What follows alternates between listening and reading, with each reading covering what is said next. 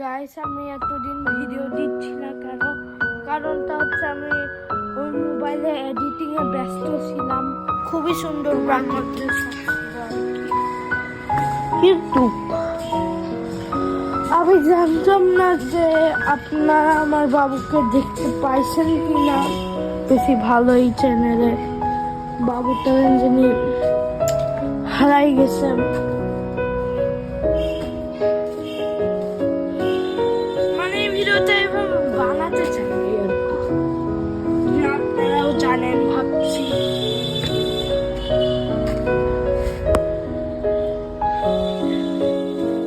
তার কারণে আজকে এই ভিডিওটা বানাচ্ছি। 2 মাস পর আপনাদেরকে হ্যাপি নিউ ইয়ার জানাবো। 25 সাল শুরু হয়ে যাচ্ছে।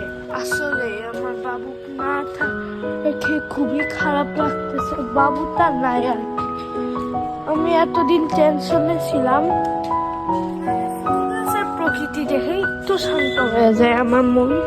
মাঝে মধ্যে একটু ভিউ সাবস্ক্রাইব বাড়লে আমার একটু মনটা একটু শান্ত হয় আর কি। যে আমার বাবুর কারণে ভিউজ বাড়ছে। আমার বাবুর শক্তি অনেক বেশি।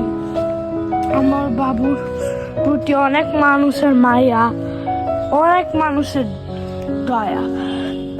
আসলে বলা যায় এই দিনটা এমন পর্যায়ে যাচ্ছে যে আমার মনে হয় বাবুটা আমার সাথে বসে আছে। আমার মনে হয় যে আমার বাবুটা এখনো চেয়ারে বসে আছে। মনে হয় আসলে ওর সাথে দেখা পাবো। মানে মাঝে মধ্যে স্বপ্নও দেখি, বলা যায় না। স্বপ্নে মাঝে মধ্যে দেখি, মাঝে মধ্যে অনেকেই স্বপ্নেই দেখি তাদের প্রতি বেশি চিন্তা হয়। মানুষের মাইন্ড এরকম চিন্তা হয়। কিন্তু আমার দাদি যখন মরলো তখন কেন জানি আর স্বপ্ন আসে নাই। কেন জানি না যে কেন দাদি যখন মরছে তখন তো আর স্বপ্নই আসে নাই। দাদিকে নিয়ে একটা স্বপ্ন দেখা লাগতো, ভালো একটা স্বপ্ন, যাতে দাদির সাথে আমি দেখা করছি, দাদি সুস্থ আছে জান্নাতে। এগুলো একটু বিষয় দেখা লাগতো আর কি। যাই আল্লাহ ভালোর জন্যই করে, মঙ্গলের জন্যই করি। আল্লাহ যা করে সেটা ভালোর জন্যই করে। সবই ভালোর জন্য করে আল্লাহ। আপনারা কিন্তু আমার দাদি এবং আমার বাবুর জন্য দোয়া করবেন। আর আমার